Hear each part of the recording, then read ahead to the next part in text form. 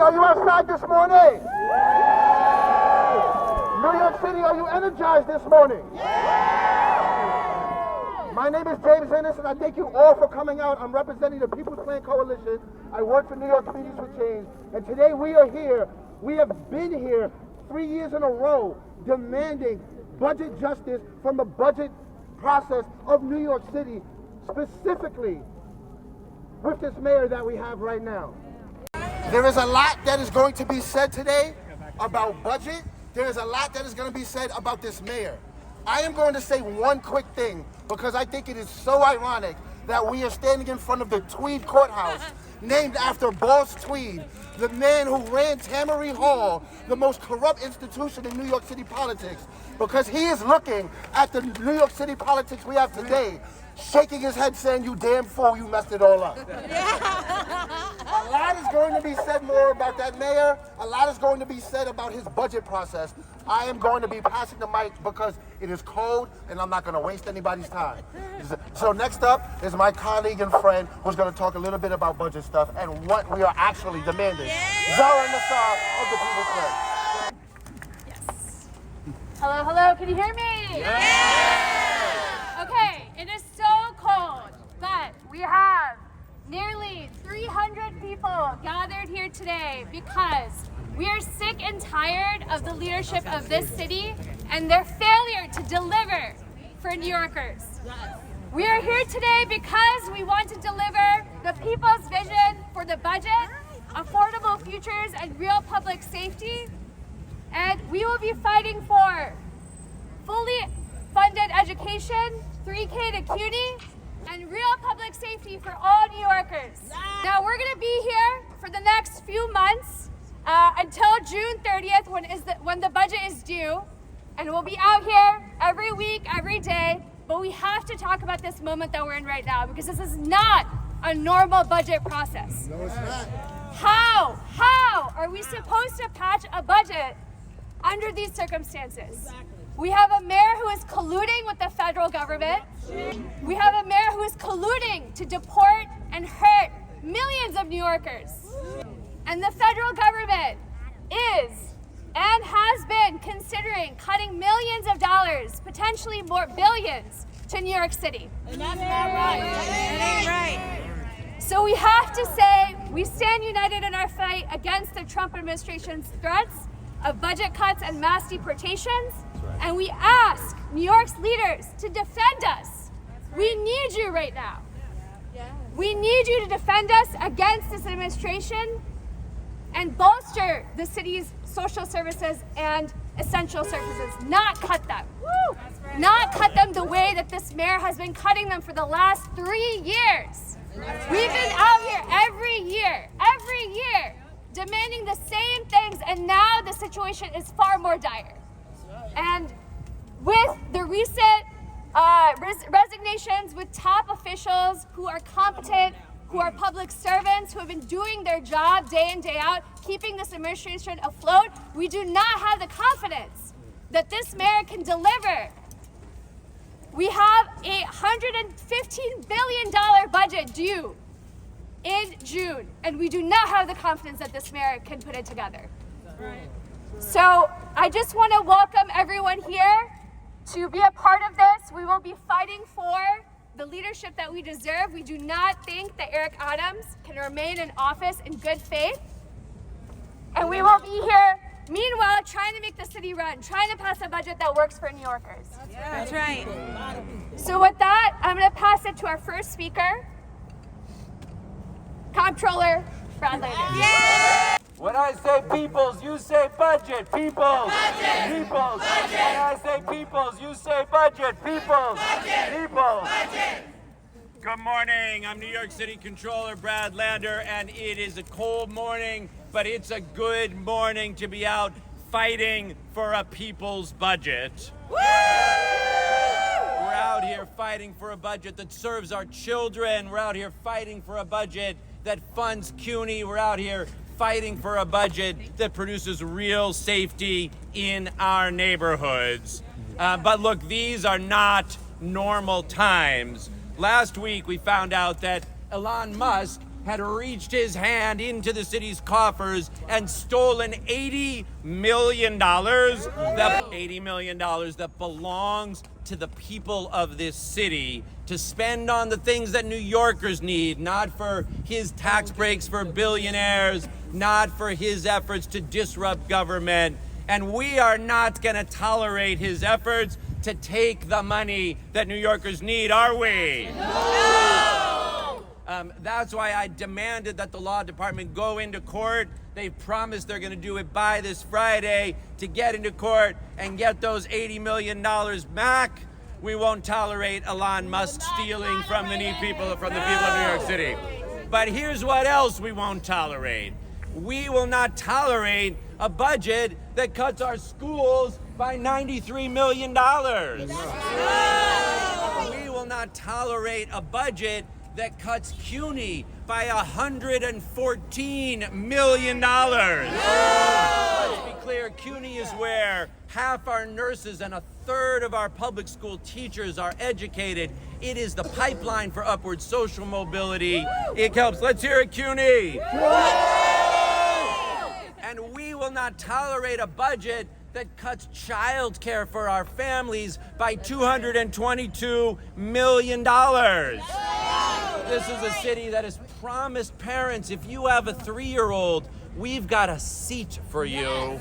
But we've got a mayor who lied to 10,000 families because there were no seats for those 3-year-olds. And now he's threatening to close child care centers and cutting child care for thousands of families. That's not right. That's not right. That's not right. That's not right. That's not right. That's not right. So here's what we're going to do instead. We're going to organize. We're going to fight all the way till June. And we're going to win a people's budget that restores that. We will win! We will win! We will win! We will win. We will And here's win. what we're going to win. We're going to win a budget that restores that funding to CUNY. We're going to win a budget that restores that funding to our schools so they don't have to cut their arts programs or their mental health programs.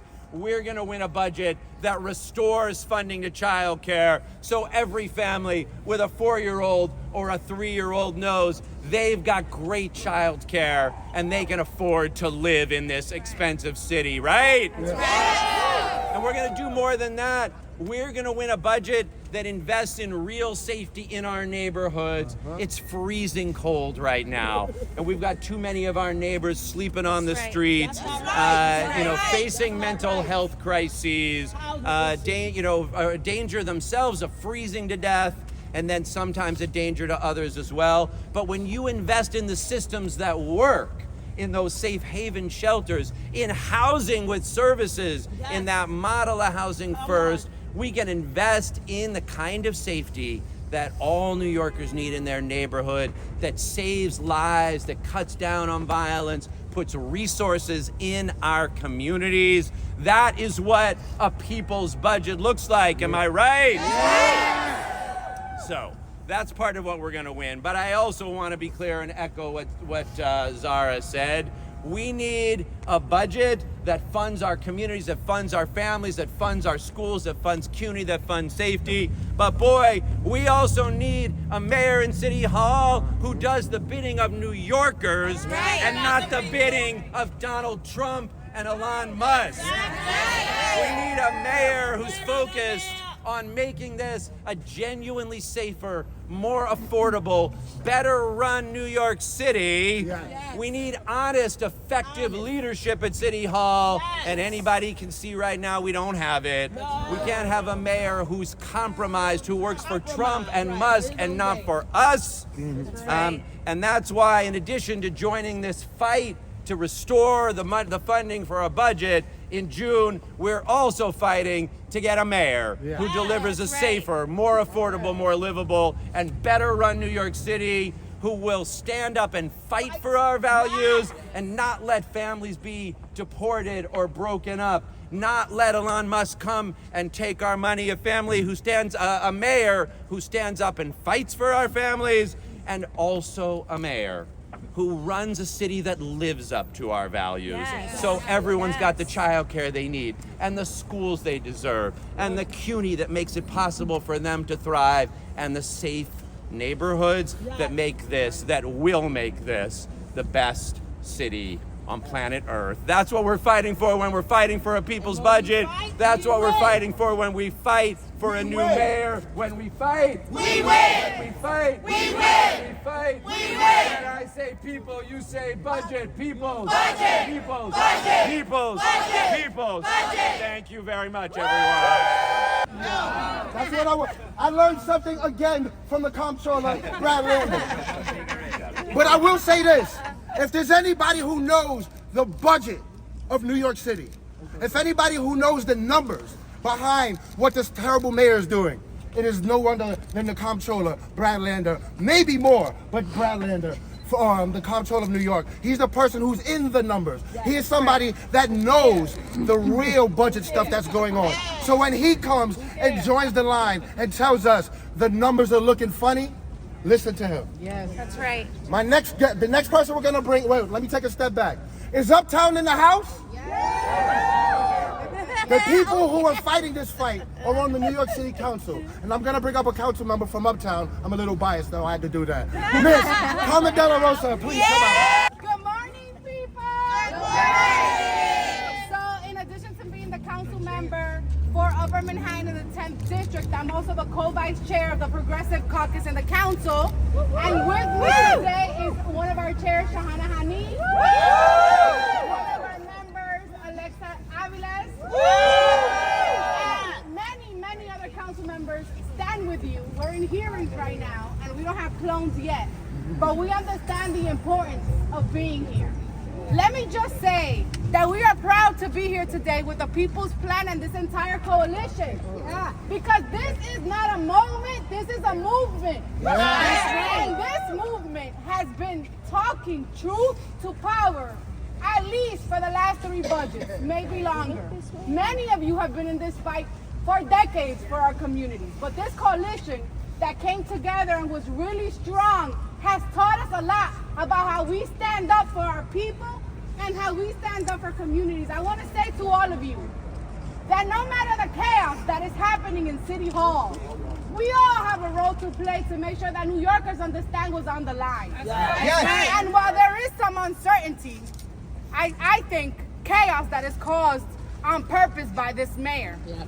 What we are certain of is that as a council, we are not going to be negotiating against people and against our communities in this budget cycle. So I want to talk a little bit about our Progressive Caucus priorities and one of the plans that the People's Plan has taken up. So earlier this month, the Progressive Caucus launched our Crisis to Care budget campaign.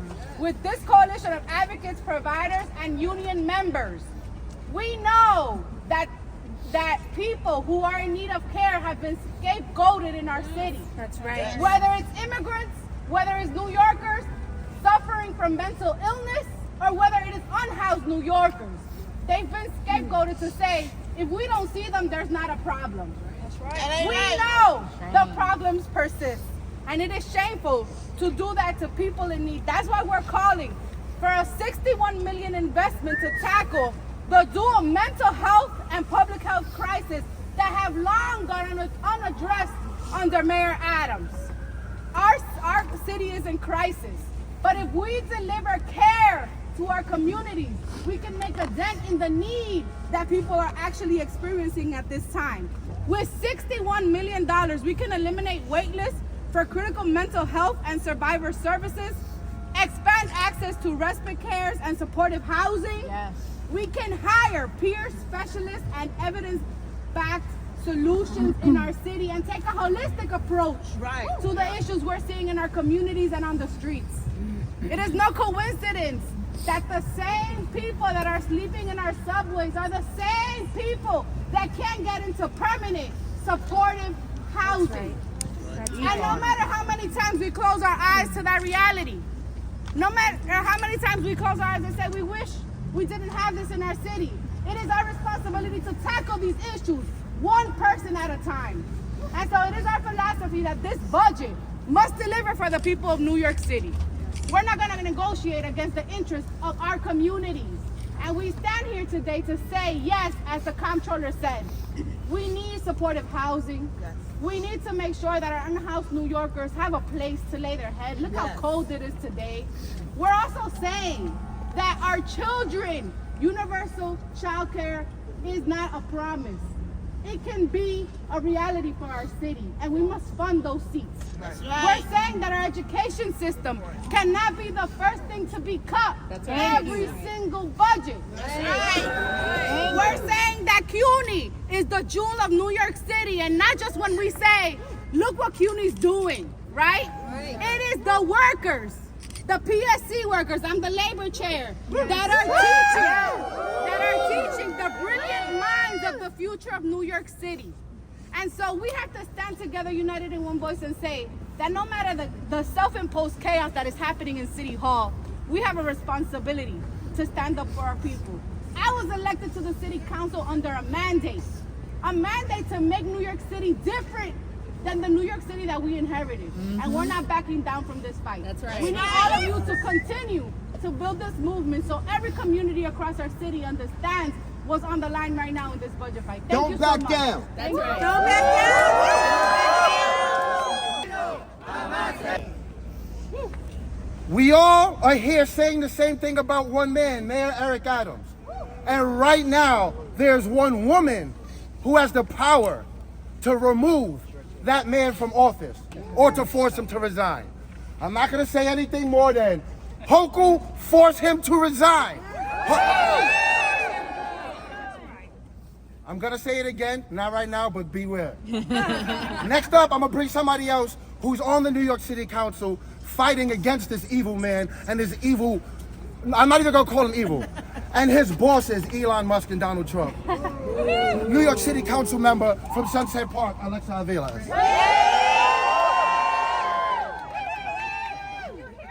Yes! I'm going to try my best. We're going to do the megaphone because it's hard to hear. I think I need the megaphone. Yeah, I'm a low talker, y'all. I'm a low talker. For Puerto Rican, it's weird. Good morning, everyone. ¿Cómo está mi gente?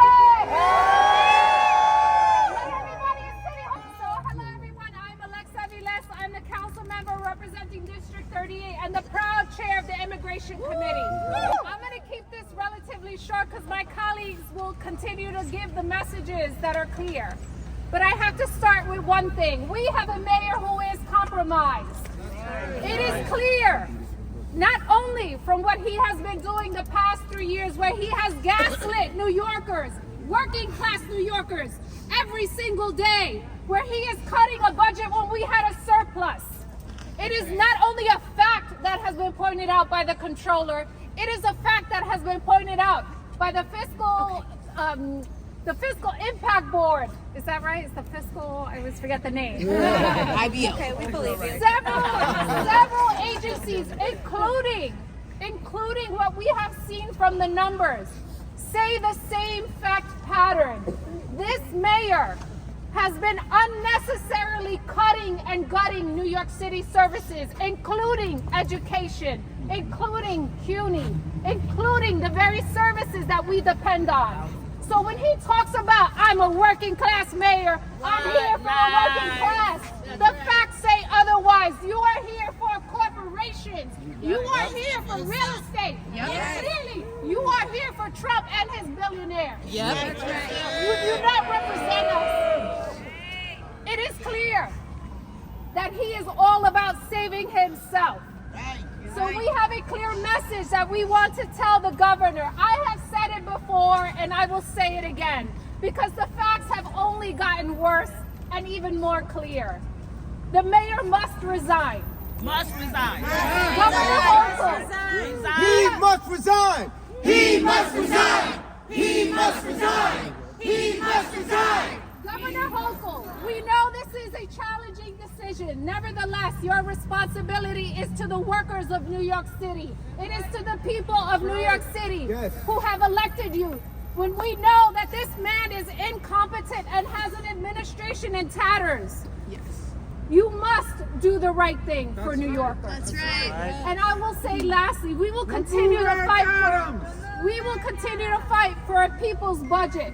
And what that means is the services that we deserve.